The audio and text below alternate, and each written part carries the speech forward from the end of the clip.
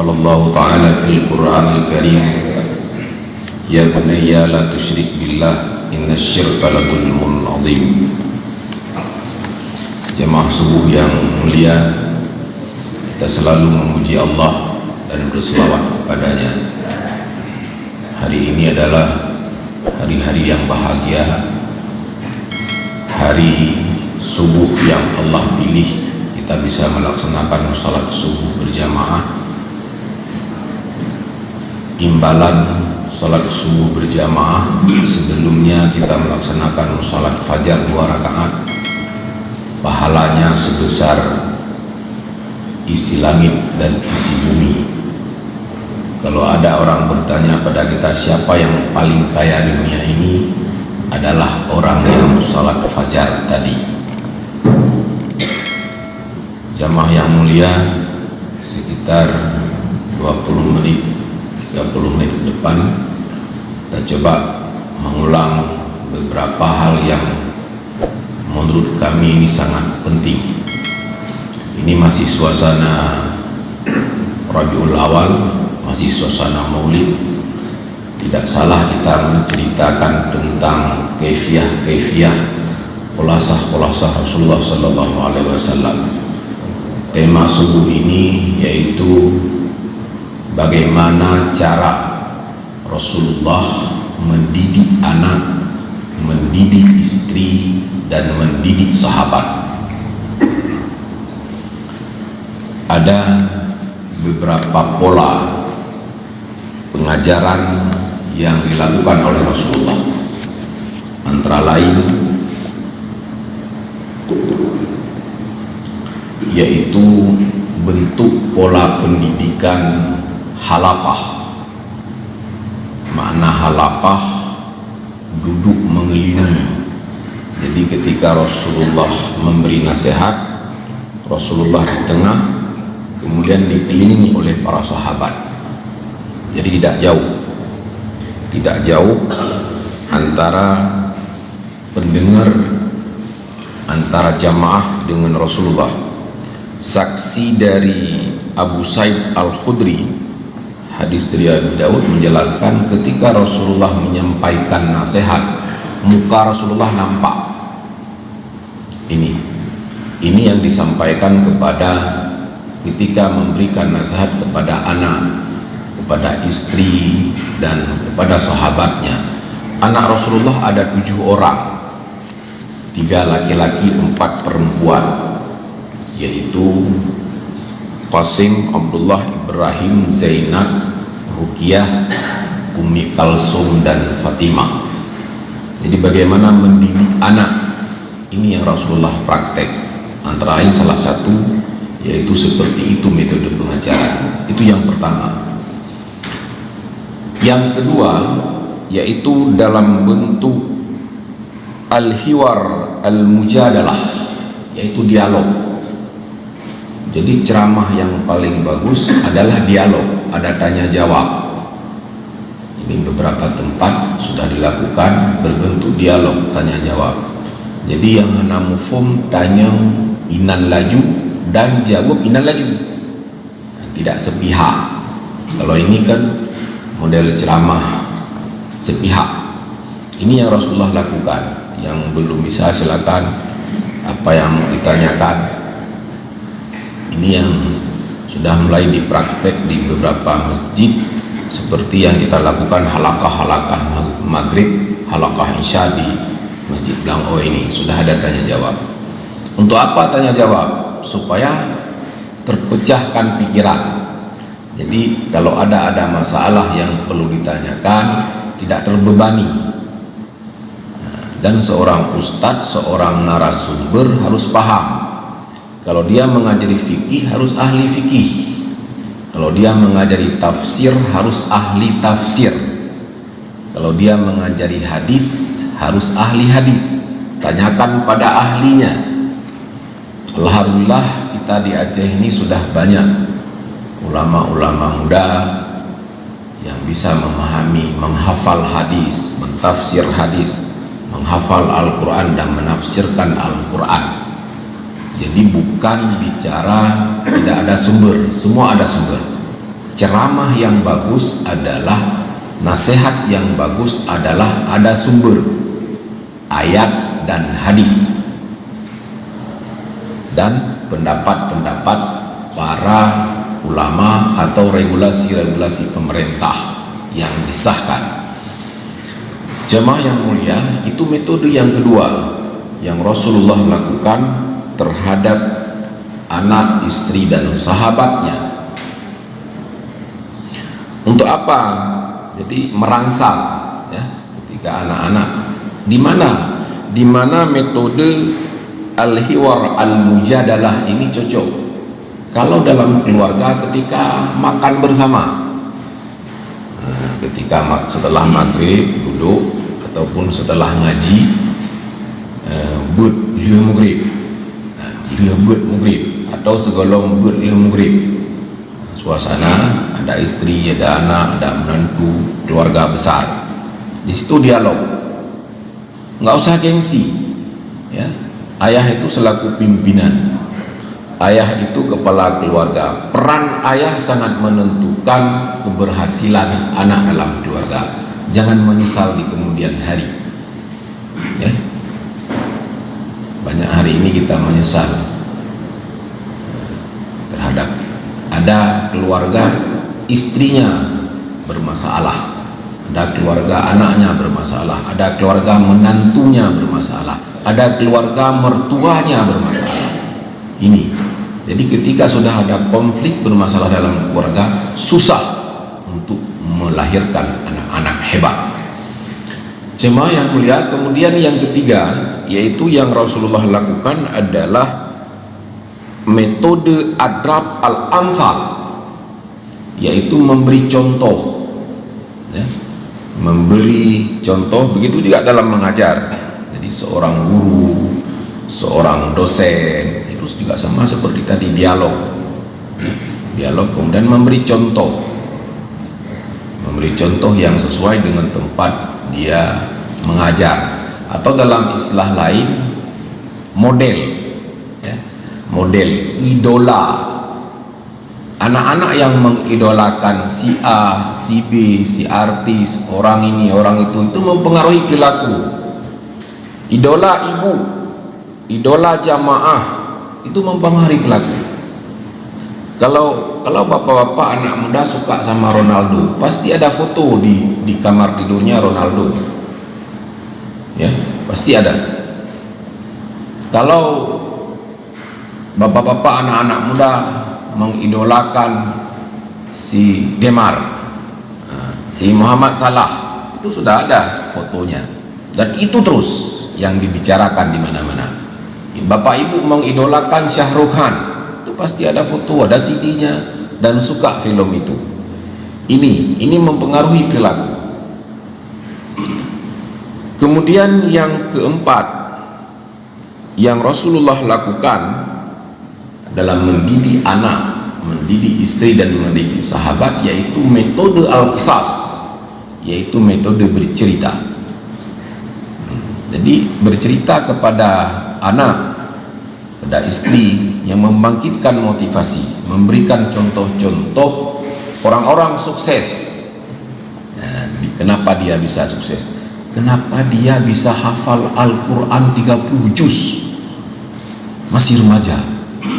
Mengapa dia hafal Al-Quran, lulus S2, lulus S3, lulus doktor, lulus profesor, tapi hafal Al-Quran lagi, masih muda lagi? Ya, kita kasih contoh, ya, kita contoh yang baik-baik. Kalau perlu kita undang ke rumah kita, bagaimana bapak, bagaimana anda kok bisa hebat, kok bisa sukses? Masih remaja sudah bisa hafal Al-Quran 30 juz, sudah selesai kuliah di Mesir, sudah selesai kuliah di Jerman, hafal Al-Quran lagi. Ini ada beberapa penceramah yang hadir ke sini, alumni Jerman, tapi bisa hafal Al-Quran, ya kan? Alumni ULEL, kenapa ya Pak? Nah ini alumni Bangoi sudah hafal Al-Quran. Ini alumni Jerman, alumni Belanda, ya kan? Kalau alumni Madinah, Makkah oke lah, Nah, ini contoh-contoh kita berikan kepada anak. Kalau perlu kita buat testimoni demonstrasi di rumah kita panggil, Kipan Cerah.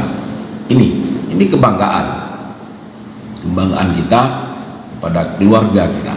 Mungkin jamaah yang hadir hari ini mungkin tidak pada posisinya yang saya sampaikan. Ibu masih punya anak di rumah, masih ada anak-anak remaja, anak-anak yang belum menikah, ya kan? Tetangga-tetangga yang belum menikah, keluarga-keluarga yang belum menikah. Ini perlu disampaikan. Tapi kalau pada kita yang duduk hari ini, ya anak mungkin ya, umur 50 tahun, 60 tahun menghafal Al-Quran. Hai jahli, lumbu ya piro mana ingat? Nomor HP sendiri nggak ingat. Ya kita hafal Al-Quran ya. Saya bisa tes hari ini. Ada yang hafal nomor HP istri. Nomor HP istri, ada yang hafal? Ini ya, belum yang lain. Oke, kemudian apa yang Rasulullah praktekkan lagi dalam mendidik anak, istri dan keluarga dan sahabatnya, yaitu metode yang selanjutnya, yaitu metode khutbah, metode ceramah. Nah, metode seperti ini rupanya Rasulullah juga melakukan metode itu, yaitu ketika Rasulullah setelah menerima wahyu. Jadi ketika selesai menerima wahyu, Rasulullah itu khutbah, ini sepihak begini. Nah, jadi setelah Isra Mi'raj dipanggil sahabat, sampaikan. Nah, itu disampaikan dalam metode yang sangat empati tinggi, yaitu singkat, padat, dan berisi. Nah, jadi ceramah Rasulullah itu singkat, padat, berisi. Saya 15 menit lagi, nggak usah panjang. Singkat, padat, berisi. Nah, ini yang Rasulullah lakukan. Jadi kepada sahabatnya terdengar terpukau semuanya. Poin. Hanale panah. Kemudian metode yang selanjutnya, yaitu yang Rasulullah lakukan adalah metode at-tadbir, yaitu metode memberi tugas. Ini seorang guru, seorang ustadz, seorang dosen di kampus ini, kalau banyak tugas kepada mahasiswa ya harus dimaklumi untuk melatih. Rasulullah pernah praktekkan juga memberi tugas kepada 70 orang sahabat dari kaum Ansar untuk pergi ke suatu kampung untuk mengajari Al-Quran. Nah, ditugaskan. Kalau di Aceh apa? Ada namanya di bawah dinas syariat Islam, ada dai perbatasan. Nah, ini tugas dai perbatasan di daerah perbatasan Aceh Singki, Aceh Medan, itu banyak dai dikirim ke sana. Nah, orang yang jebul lah beli. Saya pernah 1 tahun tinggal di dekat danau, dekat Tapanuli. 1 tahun diutuskan oleh pemerintah Aceh untuk jadi dai perbatasan. Orang Islam nggak pernah ke masjid, Pak. Orang Kristen nggak pernah ke gereja. Orang Kristen nggak tahu kitabnya, orang Islam juga nggak paham kitabnya. Nah, ini kita ajarin. Jadi hari pertama saya datang mengajari metode Iqra. Anak-anak Kristen juga masuk belajar metode Iqra ya. Kami waktu itu 1 tahun bisa masuk Islam 12 orang. 12 orang yang masuk Islam. Ya kan? Jadi perubahan-perubahan itu yang kita lakukan. Kita tidak menggurui orang, tidak mengajak orang. Ini yang disampaikan ke kami adalah memberi dakwah bilhal. Kita tidak boleh memaksa orang yang sudah beragama untuk masuk agama, itu melanggar undang-undang, Pak. Bapak, ibu paksa orang Kristen untuk masuk Islam, itu tidak boleh. Orang Islam memaksa untuk masuk Kristen, itu juga nggak boleh. Ya, jadi artinya tidak boleh memaksa. Jadi dengan kesadaran sendiri. Jadi ketika kita mensyahadatkan orang pernah masuk Islam di sini, di masjid ini, kita tanya, waktu masuk Islam itu ada paksaan tidak? Tidak ada. Dipaksa orang tua? Tidak. Nah, itu baru nanti kita menyalahi. Itu metode yang Rasulullah lakukan, yaitu metode khutbah. metode ceramah. Jadi tidak salah orang tua menceramahi anak, tidak salah orang suami menceramahi istri. Istri bapak ibu, istri bapak itu adalah tanggung jawab bapak, tidak salah. Kita panggil pelan-pelan dengan cara-cara yang baik, tidak membentak, fisik, itu tidak, ya kan? Jadi ketika kita menikah dulu baik-baik di depan mertua kita terima cantik, ya kan? Mertua katanya kahan aja lah ini. Itu. Kemudian yang selanjutnya yaitu yang Rasulullah lakukan mendidik anaknya adalah terutama pada anak perempuan. Rasulullah punya anak 4 orang perempuan, itu juga mengajari fikih wanita. Nah, fikih wanita. Jadi pembelajaran reproduksi seks pada anak perempuan pada waktu remaja itu tidak salah. Jadi mengajari masalah-masalah yang rahasia seksual ketika dia mau menikah. Jadi ketika dia masih remaja juga diberikan pemahaman, ya kan? Dalam hierarki perkembangan manusia, Rasulullah memberikan tiga kategori atau 3 perkembangan. Yang pertama 0 sampai 7 tahun, kemudian 7 tahun sampai 14 tahun, kemudian 14 tahun sampai 21 tahun. Nah, ini pola asuh Rasulullah. 0 sampai 3 tahun anak-anak perlu kasih sayang yang tinggi. Anak-anak perlu dikasihi dan sering sentuhan fisik. Lino ceramah, di rumah, peluk, cium. Itu penting. Sentuhan fisik. Ya, anak 6 tahun, anak 7 tahun taruh di pangkuan kita taruh. Rasulullah bagaimana baiknya terhadap anak perempuan. Jadi ketika anak perempuan pulang ke rumah, mengambil ridaknya untuk ditaruh untuk duduk anak perempuan, karena dia tidak ada tempat duduknya. Nah, begitu kasih sayang Rasulullah. Nah, kalau kecuali setelah 21 tahun setelah balik.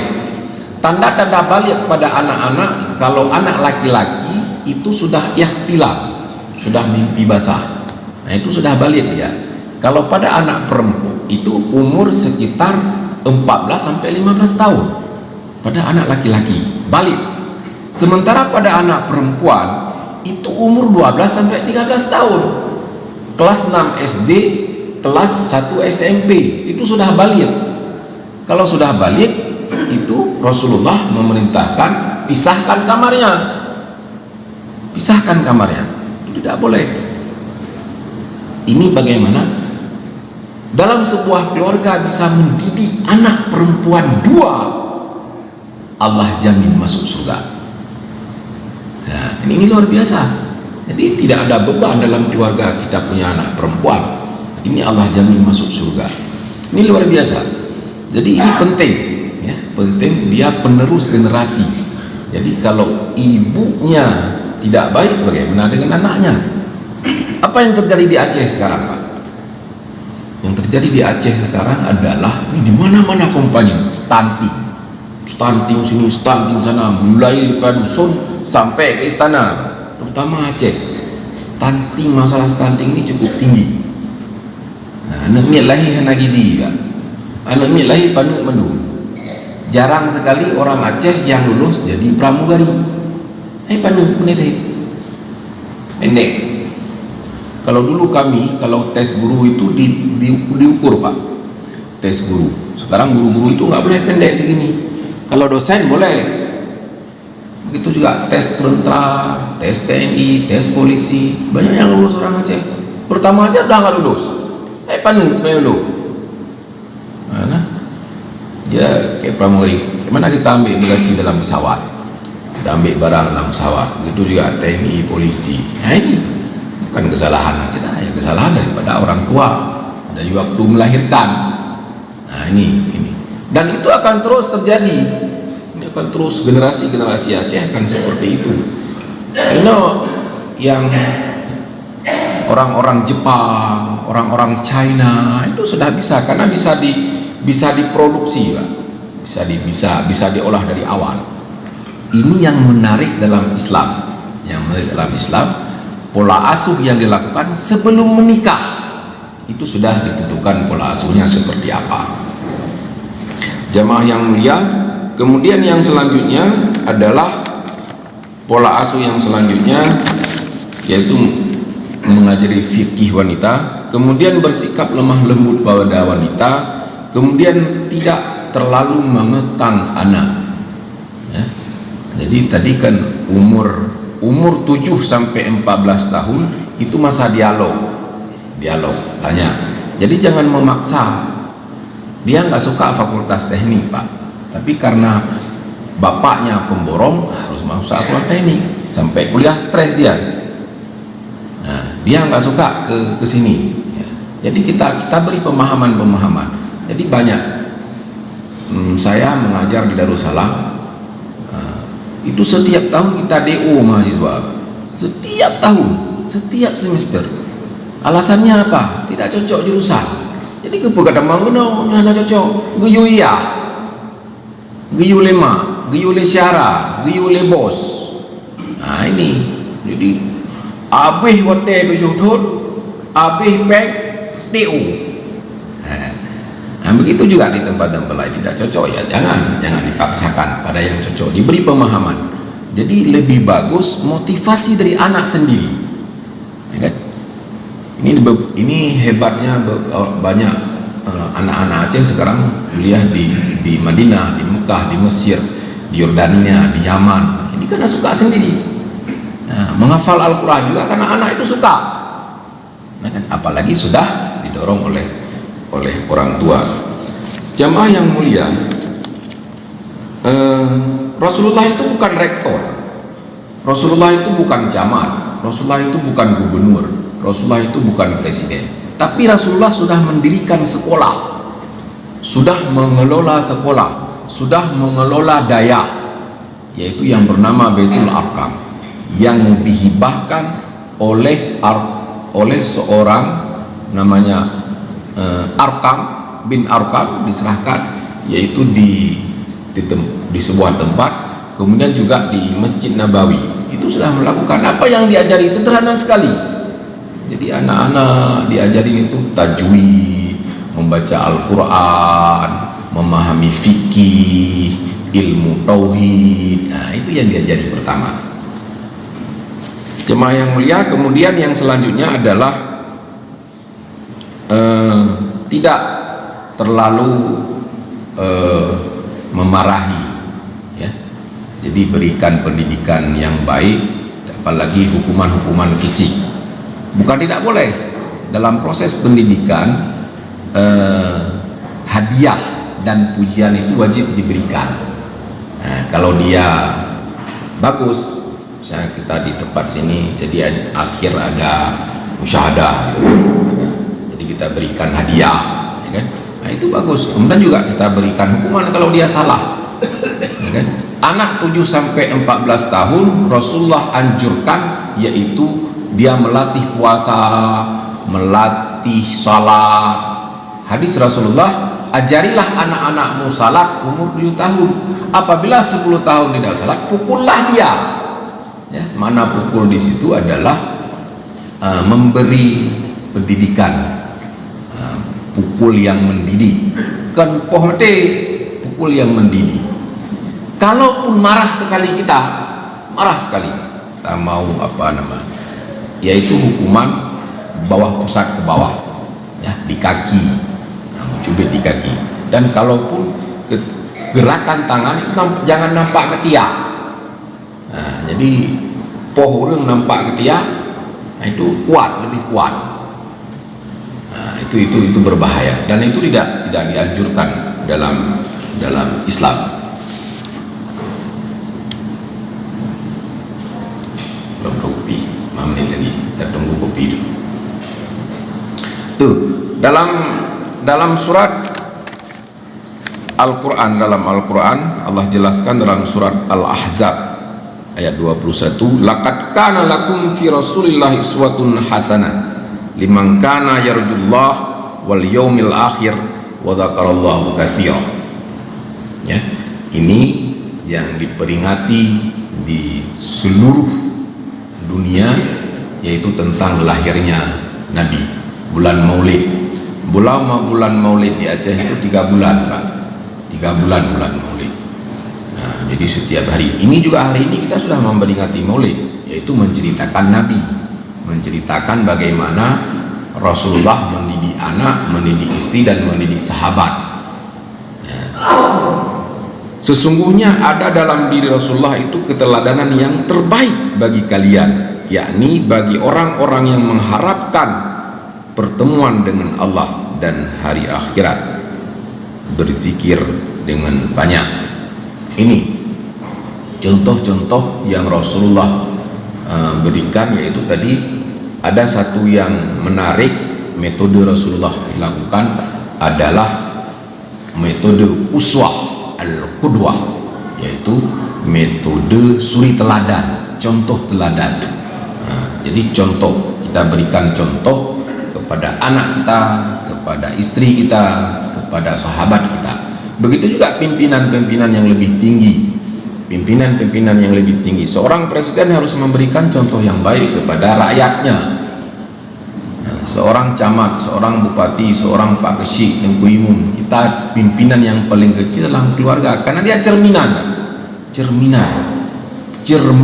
anak dari ayah, cerminan camat dari kecamatan itu, cerminan bupati dari kabupaten itu, cerminan seorang presiden adalah rakyatnya.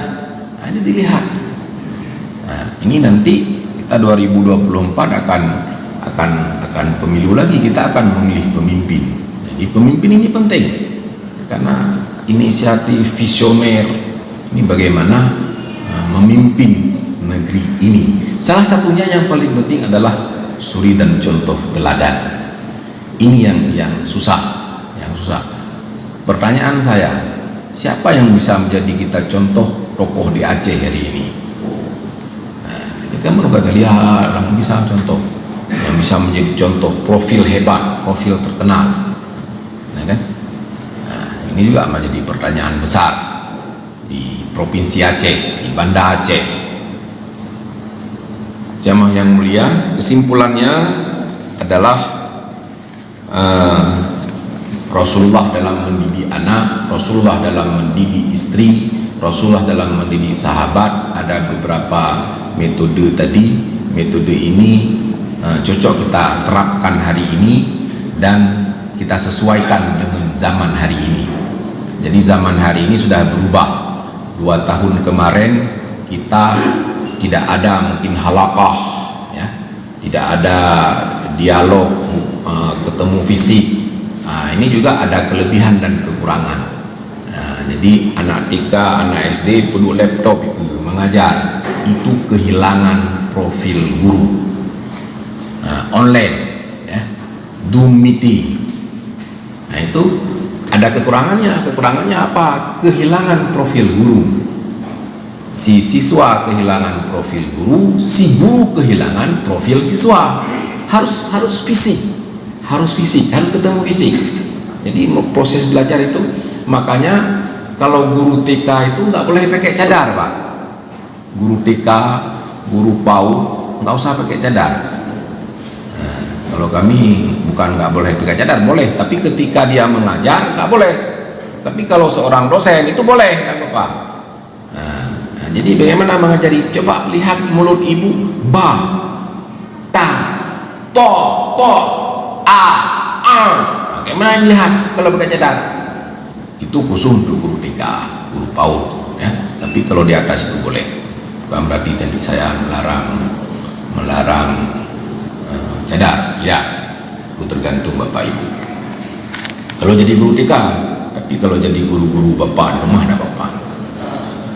Oke, jemaah yang mulia, mudah-mudahan ada manfaatnya untuk kita semua, dan selanjutnya kita kafi morning. Terima kasih. Assalamualaikum warahmatullahi wabarakatuh.